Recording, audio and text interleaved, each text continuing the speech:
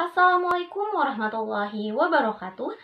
Perkenalkan, saya Pipi Amelia dari jurusan Pendidikan Sosiologi Angkatan 19. Saya siap mengikuti PLP tahap 3 untuk membuat video pembelajaran memaparkan materi sesuai KD 3.2 mengenai realitas individu, kelompok, dan hubungan sosial dengan submateri interaksi sosial. Tujuan pembelajaran di sini yaitu 1. Mampu mengenali dan mengidentifikasi realitas individu, kelompok, dan hubungan sosial agar dapat menyikapi dan mengatasi perubahan sosial di masyarakat.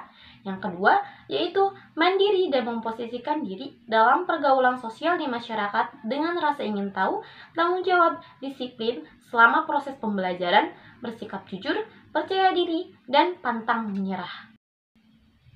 Sebelum ke submateri, sebaiknya paham bahwa manusia merupakan makhluk ciptaan Tuhan yang unik.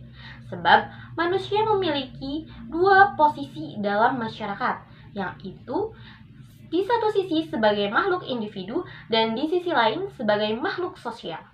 Individu berasal dari bahasa Latin, yaitu individuum, yang berarti terbagi atau kesatuan terkecil. Individu bersifat tunggal dan satu kesatuan yang terbatas. Manusia sekalipun kembar, tetapi memiliki perbedaan antara satu dengan yang lainnya.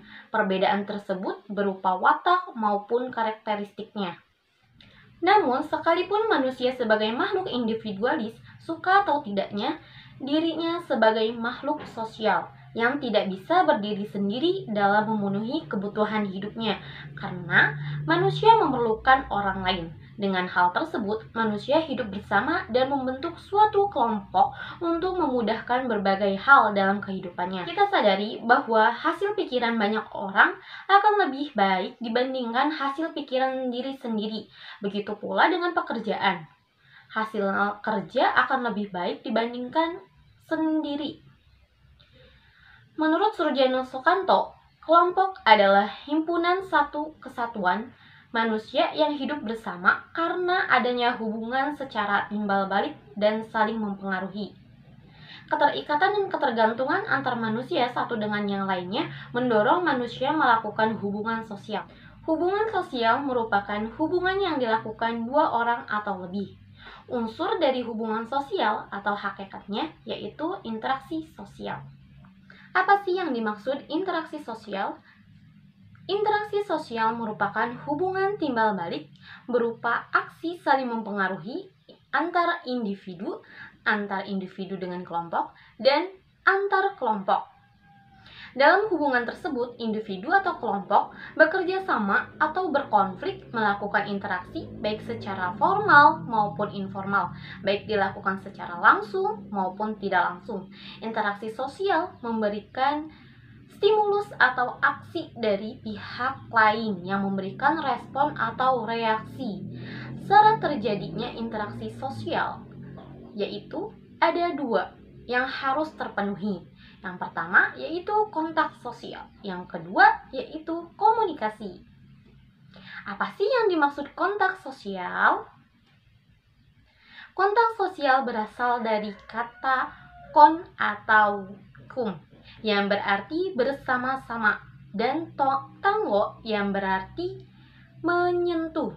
Kontak sosial memiliki sifat-sifat yaitu yang pertama yaitu kontak sosial bersifat positif atau negatif.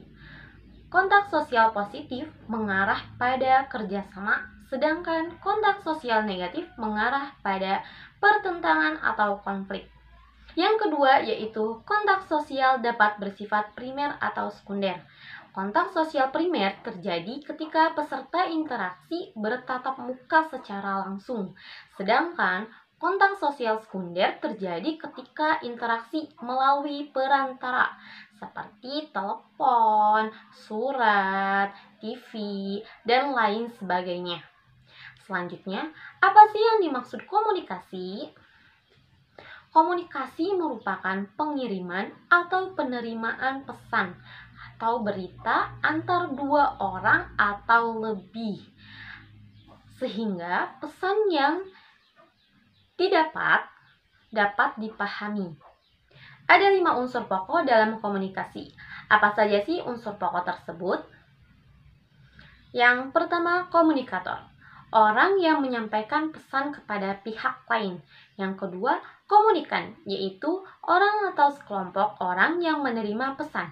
Yang ketiga, pesan, yaitu sesuatu yang disampaikan oleh komunikator. Yang keempat, media, yaitu alat untuk menyampaikan pesan.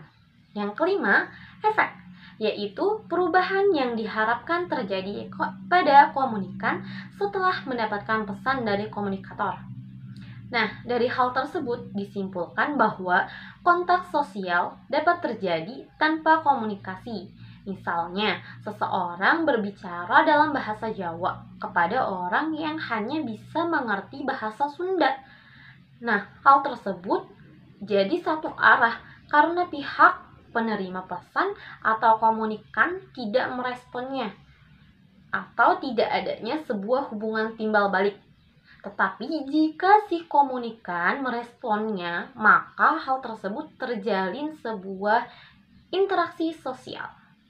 Sebab kontak sosial tanpa komunikasi bukan merupakan interaksi sosial. Tetapi jika dua syarat interaksi sosial yaitu kontak sosial dan komunikasi terjadi, maka adanya hubungan timbal balik yang disebut interaksi sosial. Itulah pemaparan materi sesuai KD 3.2. Kurang dan lebihnya saya mohon maaf. Wabillahi taufiq wal hidayah. Assalamualaikum warahmatullahi wabarakatuh.